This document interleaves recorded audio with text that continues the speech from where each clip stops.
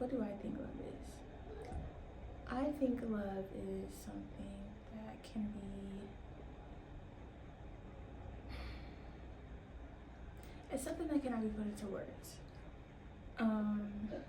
One thing that I realized, or that I've taken into consideration for this past month, is that I'm redefining and I really don't know what love is to me. Which is ironic because my middle name literally is love. So I feel like I should know, and I feel like throughout my whole life, that's just been my motto, just always being a sweetheart or someone that, like, it was just me people pleasing, me just looking up to people, right? But I think that it comes in a lot of different ways for a lot of different people. Me, growing up, I didn't realize that the love that was being displayed to me, the love that I seen on the internet, because I got a phone at a really young age. I got a phone in the 4th grade. I was like 9 or 10, 8 or 9 actually. And I remember just seeing the type of love on the screens, or seeing the love that was displayed to me, or people doing the same, like doing toxic things in the same setting of love, and I was taking that for love. I never did it myself, or I haven't done it myself until I didn't know what to do. It puts you in a space at a young age when you are never really shown the true definition of love. As I have went on my journey with God, and I've been isolated from people, I've been losing friends, I've been shedding, it took me a long time to realize that what I have displayed to people, what I have displayed to myself, wasn't an act of love. Just because I bought myself something, just because I gave my last bite of something to someone, doesn't mean that it's love. It can mean love, but that doesn't mean it is, just because somebody does. And I learned soon enough that it's more about your heart posture. Walking in my journey with God, it took me a long time to unravel my illusion of love, because I had an impression that love was something that you give to someone, and as soon as you're not being treated a certain way, you must take it back because you don't deserve that. And although that may be countered as self-love, it's not love for the other person. Because when you're looking at how God loves you, you're looking at all the times you rejected him, all the times you spat in his face, all of the times that you just disregarded his guidance when you thought you knew right, and he still showed up for you when you were crying and when you were kneeling on the floor, when you were crying, when you were bawling your eyes out, screaming, God, why me? Even through all of that, he showed up for you when you may have hurt him. And that's what love is. Showing up for someone even when they hurt you. Showing up for someone even when it doesn't even benefit you.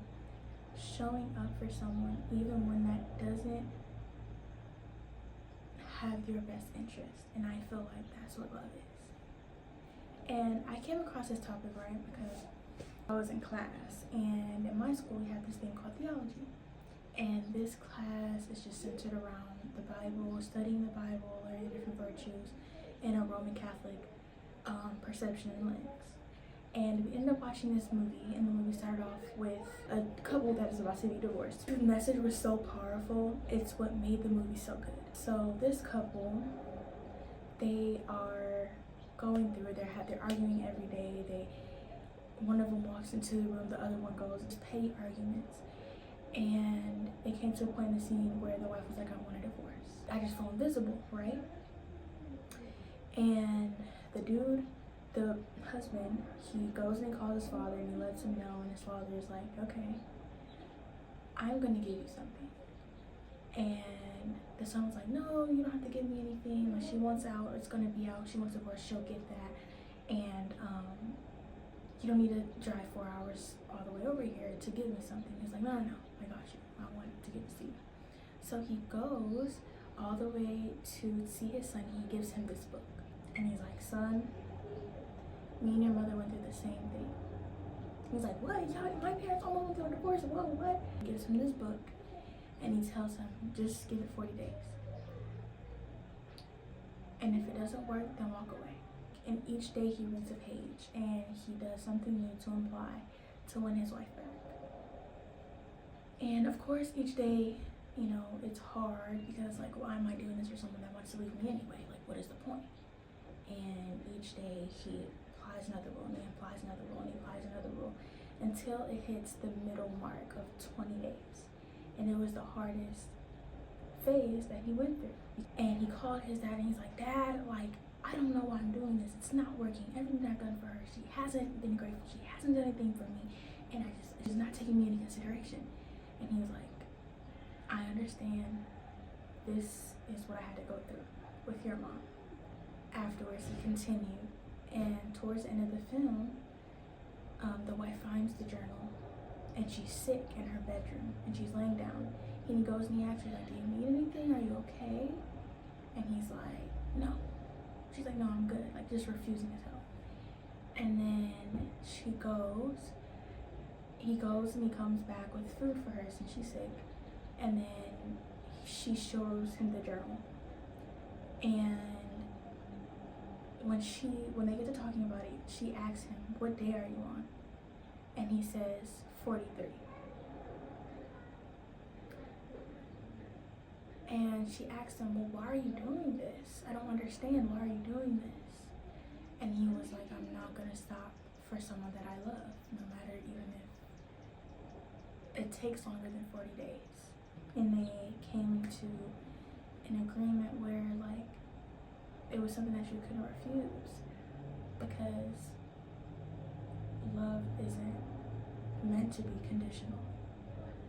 And that's why I feel like words are so powerful, because when you are telling someone that you love them or that you hate them, somewhat, shape, or form, somewhere in your emotions, mind, or body, you had to believe that. Because there isn't a reason that you didn't say what you said. And that movie was so beautiful, and the message was so beautiful because he had God on his side to push him through. And God is the ultimatum of love. There's literally nothing in this world that gives love more than he does. How he had him restore when he gave his life to him. And when he restored all that love that he was missing into his heart, and he gave it to his wife. And he continued, even though it was days after, he still continued. That really showed me that I generally didn't know what love was. And that made me reflect on, like, you know, connections that I've had in past friendships, my relationship, and it made me realize that it was my heart posture that wasn't right. It was the way that I wasn't thinking from a place of love. I was thinking from a place of selflessness, lust, how it's gonna help me, and just never for the other person. Whether, I'm not gonna say never, or there's been times that I have done that and I have fallen a victim to that. And I feel like that showed me what true love is.